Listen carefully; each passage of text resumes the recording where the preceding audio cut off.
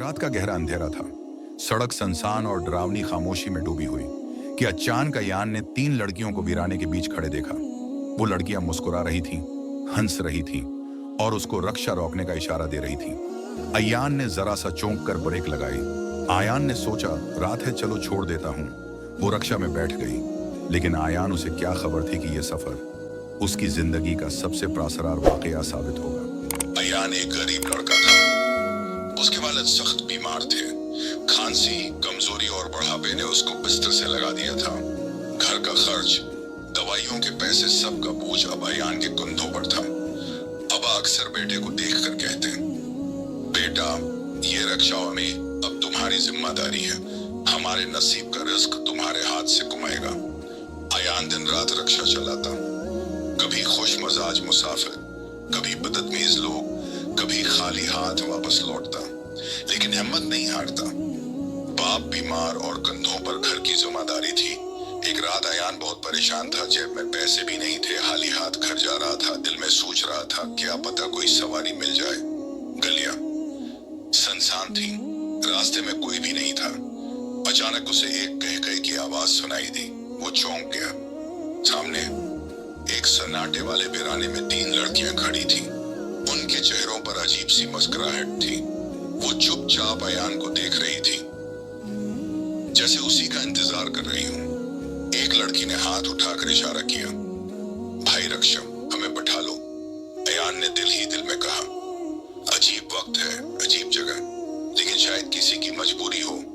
उसने रक्षा रोक दिया। तीनों लड़कियां रक्षे में बैठ गईं। उनके हंसने की आवाज रक्षे के अंदर गूंजने लगी। सारा रास्ता वो लड़कियां सरगोशियां करती रहे, कभी जोर से हंस देते। अयान के दिल में अजीब सा डर बैठ रहा था। उसने पूछा, आप लोगों को कहां जाना है? एक लड़की ने जवाब दिया, बस आगे पुरानी हवेली के पास रोक देना। अयान चौंक गया। पुरानी हवेली? लेकिन वो तो 22 साल से वीरान है। लड़की ने हंस कर कहा, हाँ, हम वहीं रहते हैं। जान के हाथ कांपने लगे, पसीने की बूंदें माथे पर आ गईं। जब वो पुरानी हवेली के करीब पहुंचे तो तीनों लड़कियां उतर गईं। जाने से पहले एक ने मुस्कुरा कर कहा, भाई, किराया नहीं है, कभी दे देंगे। अयान हैरान रह गया। उसने कुछ कहने के लिए मना खोला, लेकिन तीनों तेजी से हवेली के अंदर चली गईं। अयान ने आह भरी और रक्षा वापस मोड़ने लगा। अचानक उसकी नजर रक्षे में पड़े एक बैग पर पड़ी। वो बैग शायद इन्हीं लड़कियों का था। अयान ने बैग खोला और उसकी आंखें फटी की फटी रह गईं। उसके अंदर सोना, चांदी और जेवरात थे। अयान तेजी से बैग लेकर हवेली की तरफ भागा। दरवाजा खुद ब खुद कड़कड़ाहट के साथ खुल गया। अंदर खूब अंधेरा था। जैसे ही वो अंदर दाखिल हुआ, ठंडी हवा के झोंके ने उसे झंझोड़ कर रख दिया। दीवारों पर पुराने चिराग लटक रहे थे, जिनसे हल्की हल्की सरख रोशनी निकल रही थी। अचानक दूर से वही 3 लड़कियां दिखाई दी, लेकिन अब उनके चेहरे बदल गए थे। आवाज गहरी और खौफनाक। उन्होंने जोर से कह लगाया, अयान, तुमने हमारे राज को देख लिया है। अयान के पैरों तले जमीन निकल गई। वो बैग हाथ से छोड़कर भाग खड़ा हुआ। जैसे ही वो बाहर निकला, हवेली का दरवाजा जोर से बंद हो गया। अगली सुबह अयान ने सारा वाकया अपनी माँ को सुनाया। माँ कांप गई, लेकिन जब बैग खोला तो इसमें वाकई सोना चांदी मौजूद थी।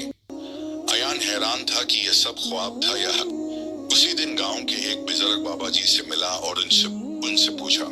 बाबा जी ने गहरी सांस ली और बोले, बेटा, यह हवेली 22 साल से वीरान है। इसमें कभी इंसान नहीं गया।